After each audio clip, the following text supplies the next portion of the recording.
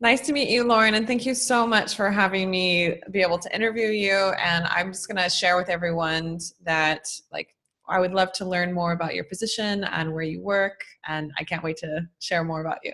So can you tell everyone where you're coming from and what you do? Sure. So I live in Seaford, which is just outside of Brighton in England. I am the support manager for Europe, Middle East and Africa at Zapier. So we all have our separate regions. So we have the Americas, we have Asia Pacific, and we have Europe. And we have a manager in each of those time zones to kind of make sure that there's always somebody around for our kind of teams. So I manage 2 team leads who manage another 3 people, and then a couple of individual contributors as well. Awesome. And Zapier itself, can you tell us just generally what you guys do and how many people you guys have? Yeah, sure. So I love this question because there's always different answers to it. But the way to explain it is that we work with like about 1,500 different apps that all talk to each other using their APIs. So if you wanted to, for example, schedule a meeting in Zoom, you could have that sent to a bunch of different calendars or send that to Facebook event or something like that. And we've just recently grown from about 150 people when I first started about a year and a half ago to close to 300-400 people now. So a lot of growth over the past couple of years. That's amazing. And you guys are all completely remote, right? The whole team is remote? Yeah, so no office. Even when we used to do in-person onboarding in San Francisco, and I was like, oh, that must be where they have a bit of an office kind of thing. And then they were like, no, you're going to be going to a co-working space. You don't have an office. That's awesome. And you said you've been working at Zapier for a year and a half, right? Yes. Yeah. That's awesome. And how is it for you working remote? I know that's a really general question. I'm going to dive deep in a second, but just in general, have you worked remote before? Is this the first time, or what is your impression of it? Yeah, so I worked from an office previously, and that was like a huge open plan office with 80 people all in one room. And I loved it. I think I'm quite a sociable person and everything. So when I was like looking at Zapier, one of the big considerations was how am I going to find being by myself all day? But it's amazing. I find I don't have that constant like tap on the shoulder, like, can I just ask you a question quickly? Which is really good for focusing. And I never ever kind of feel lonely or not part of something bigger, because we're kind of talking all day on Slack and really interacting with each other and stuff. So it's been a huge change, but I honestly can't imagine working in an office ever again. Yeah, I mean, same here. I have my own experience working remote, and I'm just like, my background's in the legal field, and so I always wanted to work remotely, and I got my whole team paperless, and I was like, I lived in Costa Rica, but the culture was always to come back into the office. So I think it's interesting that you guys have like completely remote, because that's not even ever going to be a thing. And but I think it's also nice because I've talked to I call them hybrid teams, where like part of the team is remote, part of the team is in the office. And I think it works, at least in the situation that I've seen it. If you're going to go remote, if you have the opportunity to have a completely remote team, I think that's amazing because everyone's on the same page, right? Yeah, exactly. And what I've heard from people who have done like hybrid before is that sometimes those people who are remote can feel a little bit left behind, or you don't learn by osmosis or hear snippets of information, which you might hear when you're in an office. But because at Zapier we're all remote, that's not a consideration. You have to be really intentional about the conversations that you're having and making sure that those people are hearing the things that they need to hear, rather than it being like, oh, we forgot to tell this person who's not here, sort of thing. Yeah. So how are you guys able to give that information? I mean, I've been talking to some of your teams, so I know you guys are super transparent, but how does that communication come across to you? Yeah. So this is kind of this. I think everybody at Zapier would agree with this, but this is something that in support, particularly, we really kind of try and focus on, is that we'll communicate everything 3 times because we need to make sure that everybody knows about it. The support team now is about 60 people, so sometimes it can be hard to trickle that information down. But we have an internal blog called Async, which we post everything that's like super important on there. We have small team meetings every week, and we have a bigger team meeting once a month. We have the all hands meeting, which is everybody across the company who can make it, because obviously it's time zone, and there's a lot of information that kind of goes into that meeting that people can catch up on later. But the main one, really, Slack is like the best tool that's kind of our virtual office essentially. We have loads of great kind of alerts and bots set up so that we're making sure that we're putting stuff into specific channels if something happens, alerting people to things that they need to know about, and stuff like that. So yeah, we've used Zapier to automate those kind of things that we needed to make sure people get all of the communication that they need. I love that you guys are using your own tool internally. Yeah. Okay, so you are a manager of remote teams, and there's so many people I speak with that are wanting to let their employees work remotely, but they're fearful that they're gonna, I don't know if it's lose control, but like lose something, work product, lose the touch base. So what would you say to them? Like, what tips have worked for you? I don't know, anything that you can share that would be helpful to everyone. Yeah. So as an aside, we've just implemented team leads relatively recently back in February. So there's loads of stuff that's fresh in my mind for this. But the main thing straight off the bat is to hire the right people who you 100% can, trust to get on with that role. That's been a huge weight off my shoulders, when you're kind of saying to people, you're responsible for this. You can't be checking in on them every day to make sure that they're doing what they're doing, because you don't want to be a micromanager. So make sure you trust your people, make sure they know exactly what they're doing. Again, communicate everything 3 times and make sure that people really understand what you're asking them to do before, you kind of end the call or finish that conversation or anything like that. Try and just have informal kind of catch-ups as often as you can. So for both of the team leads that I work with, we have our own DM where we'll just be constantly talking pretty much all day about stuff that's cropped up, or just, keeping each other motivated and stuff, which is awesome for just building a relationship. We also have one-on-ones every week. And a big part of that I try and do is to not focus too much on the people that they're managing, but make sure you're really focusing on their own personal development and the things that they want to do, the things that they're interested in or struggling with as well. So it's not just how are your reports doing? And then the last thing we do is every Friday we have a 30-minute informal call where both of the team leads in Europe, Middle East and Africa jump on, and then anybody else who can join it as well from the other time zones will jump on, and we'll just say, has anybody learned anything interesting this week, or is there anything that you need advice on? And we just have a chat basically, and that's been really good for everybody getting on the same page and sharing tips and everything like that. So I guess the theme there is talk to each other a lot. Yeah, for sure. Yeah. When you said, I just want to clarify even for myself, when you said share things 3 times, do you mean because it's in different time zones, or just to make sure you repeat it so people know what you're just to make sure we repeat it? But the time zone thing does come into it as well, because we found that we have to kind of find an optimum time to post something, in Slack or whatever. So we make sure that everybody gets that message.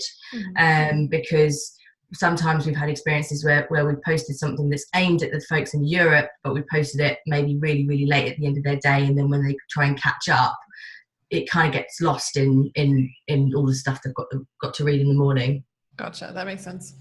Yeah. And I think also, this is something I've been realizing too, is when you hire globally, there's different cultural things that happen. So have you had any experience with that, with dealing with different cultures, remote, or people?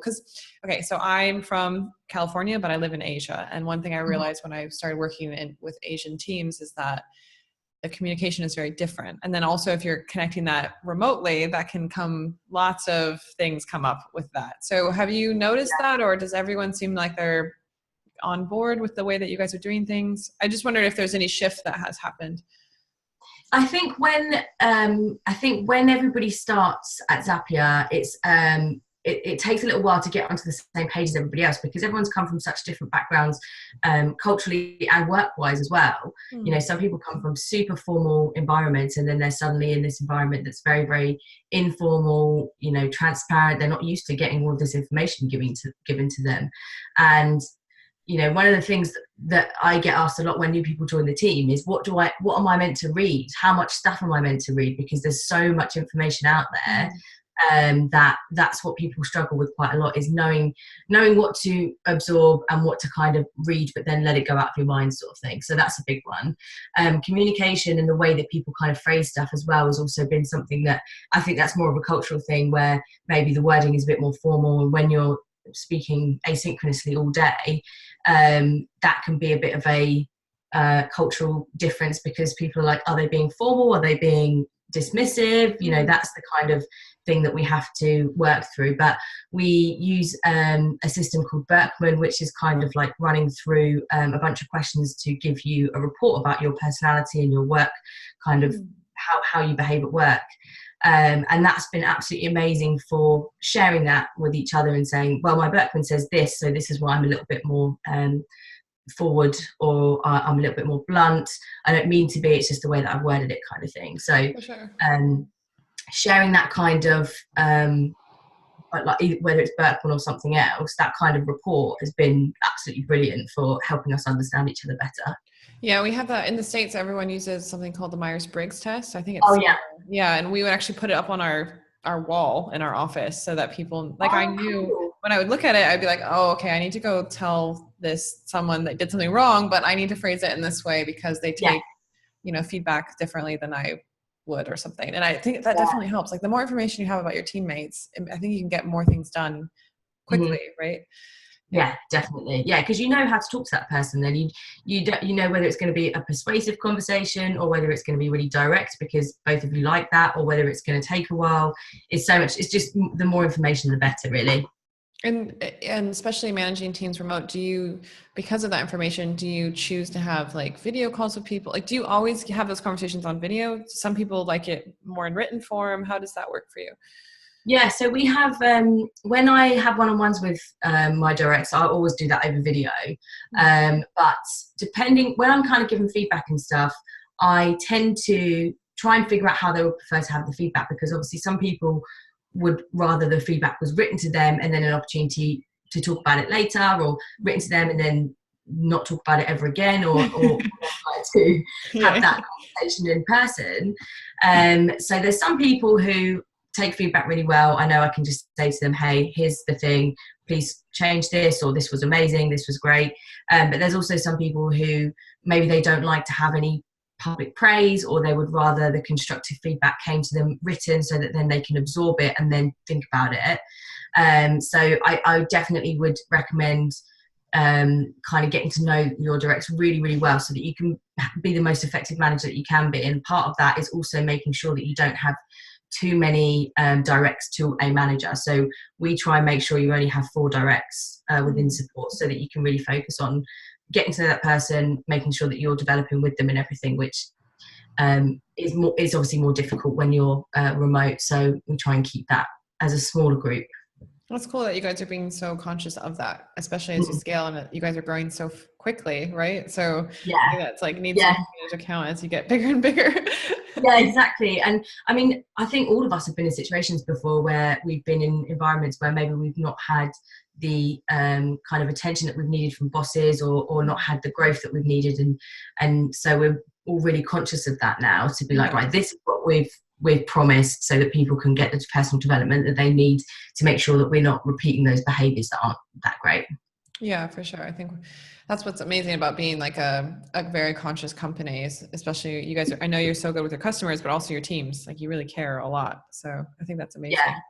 From a lot of teams I speak to, they worry about how do they set the right expectations for the remote workers, or they'll hire someone and they don't even tell them what to do, or how do you set expectations so that everyone's on board and they know what they're supposed to do? Do you guys have like set KPIs, or how does that work? So we have just started doing OKRs at Zapier. We started doing them last year. And so it's a relatively new thing to the company, but with the growth that we're kind of going through, we really needed to kind of hone in on the things that were important, because we were doing so much stuff. So for support, we started doing OKRs in January of this year, and then we've just come back from Florida Florida where we had a review of them and redid a bunch of them. So what that looked like was we would have a meeting with the whole of the support team, which is about 60 of us, and we would kind of present the OKRs to them and then open up the floor for questions. So in there's obviously some stretch goals and things like that. So we want to be able to be really transparent and say, this is our expectation of everybody, and kind of answer everybody's questions. And then when we all come home, let people absorb what those new things are going to be, and then make sure that when we're having one-on-ones, the focus is really about what our expectation is, and just being really transparent with everybody and saying, we know maybe the goalposts have moved, or this is a new thing we're doing, but this is the reason why, and this is why it's good for you in terms of growth and good for the business as well. So just being really upfront about the changes or the thing that's been implemented.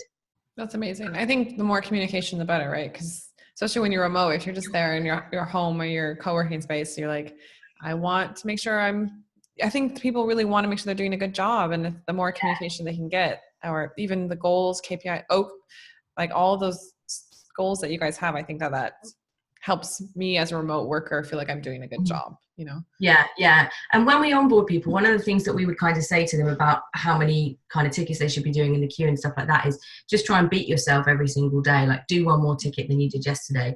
And that works for some people, but also some people just want to know, do 20 tickets today. And so we're just starting to really get to the point where we have the bandwidth to be more specific with how people want to learn as well, which is also a really good thing for just targeting different learning styles.